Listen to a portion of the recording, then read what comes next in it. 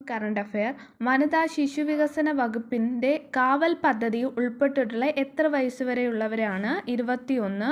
Rail അധിഷ്ഠിത ലോഞ്ചറിൽ നിന്ന് India വിജയകരമായി പരീക്ഷിച്ച മിസൈലാണ് അഗ്നി പ്രൈം മിസൈൽ. മേഘാലയ ചീഫ് സെക്രട്ടറിയായ മലയാളിയാണ് ഷക്കീൽ അഹമ്മദ്. വാഗമണിൽ നിന്ന് കണ്ടെത്തിയ ശതാവരി കുടുംബത്തിലെ പുതിയ സസ്യമാണ് വനപുഷ്പം.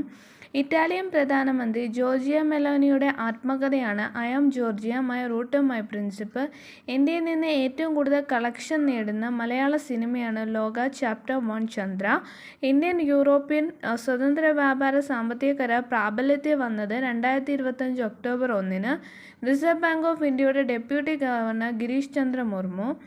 2025 ICC വനിതാ ഏകദിന ക്രിക്കറ്റ് ലോകകപ്പ് വേദി ഇന്ത്യ ശ്രീലങ്കയാണ്. ഇന്ത്യ ഫസ്റ്റ് സമഗ്ര ന്യൂറോ റീഹാബിലിറ്റേഷൻ സെന്റർ സ്ഥാപിച്ചത് ഗോവയിൽ.